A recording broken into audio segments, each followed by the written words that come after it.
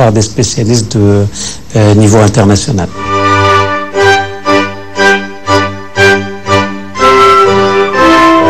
La cérémonie de collation des grades, c'est un instant solennel dans la vie d'un étudiant québécois. C'est le moment où il reçoit son diplôme devant l'ensemble des professeurs et aussi devant sa famille. Parmi les lauréats de cette promotion, une douzaine de Marocains issus de l'Institut. Ils reçoivent leur diplôme d'ingénieur en génie électrique ou en génie informatique. Grâce à l'accord signé avec l'Université Laval, ces étudiants sont venus ici durant 2 années au Québec pour terminer leur cursus. Même si le moment est émouvant pour ces jeunes diplômés, ils tiennent à souligner le rôle qu'a eu Mohamed Kadiri dans leur parcours. C'est lui qui nous accueillait ici, puis c'est lui qui a assuré le lien entre l'Institut Polytechnique, au Maroc, puis ici au Canada. M. Kadiri, ça a été la personne ressource ici au Canada et puis à l'Université Laval, c'est-à-dire la personne à qui on s'adressait à tout moment. On avait besoin de quelque chose, besoin d'un conseil, besoin d'être orienté. On a eu énormément de moments d'égards ou de difficultés, fait que c'est vers lui qu'on s'est tourné pour toutes ces choses-là. Dans ces étudiants, je me revois personnellement quand j'ai reçu mon diplôme il y a 20 ans de ça, avec tous mes espoirs et tout le début en tant que jeune ingénieur. Après tout ce travail, après tout le travail que j'ai fourni là-dedans, c'est la plus belle récompense là, que je peux avoir. C'est de voir là, que j'ai pu contribuer à changer la vie de quelques personnes, à leur permettre d'avoir des études puis une formation là aussi haute technologie que ça, d'avoir partagé avec eux la même chance que j'ai eue. Avec plus de 4000 étudiants étrangers venant de 110 pays, l'Université Laval est résolument tournée vers l'international. Elle a également mis en place une université virtuelle à destination de l'Afrique et délocalisé un MBA en Chine. Mais le Maroc, à travers le nombre et la qualité de ses étudiants, reste son partenaire de référence. On accueille les étudiants ici du Maroc qui sont toujours des étudiants de haute qualité. Et pour nous, c'est extrêmement important. Ils rajoutent aussi à la vie, comme je parlais tantôt, à la vie sur le campus de l'Université Laval. C'est vraiment une richesse pour nous, cette diversité culturelle qu'on a sur le campus. Alors, c'est sûr que cet aspect-là vient rajouter au rayonnement de l'Université Laval en général.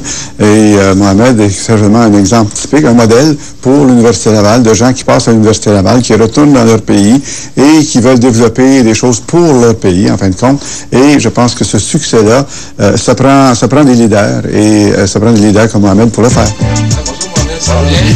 Le doyen de la Faculté des sciences et de génie est l'un des interlocuteurs privilégiés de Mohamed Kadiri. Il fait partie de ceux qui ont cru dès le début à ce projet de délocalisation de la formation. Ce qui est important, c'est de travailler avec des gens qu'on connaît et avec qui on aime travailler. Et dans ce cas-là, c'est vraiment ce qui s'est produit.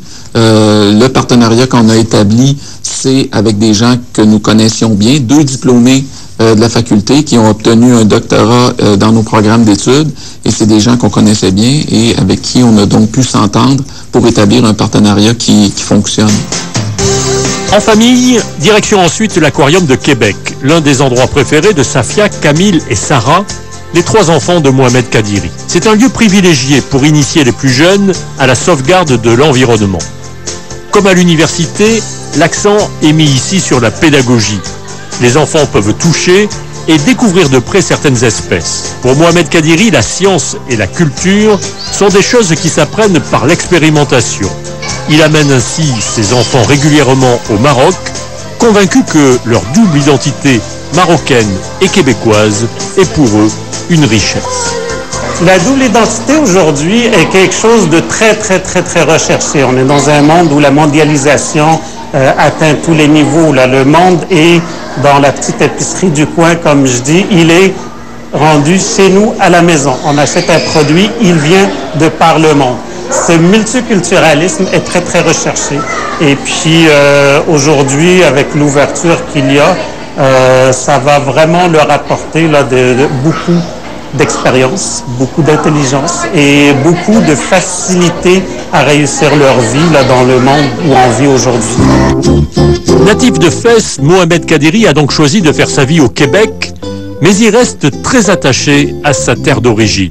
que ce soit à travers ses travaux de recherche, son action de transfert de technologie vers le Maroc ou dans son rôle de père, tous ses efforts sont tournés vers l'amélioration et la transmission du savoir.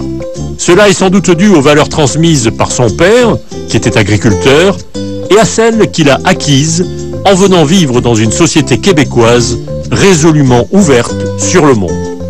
La chose extraordinaire là, que j'ai appris en Amérique du Nord puis au Québec, c'est que les nations, les origines ne disparaissent jamais.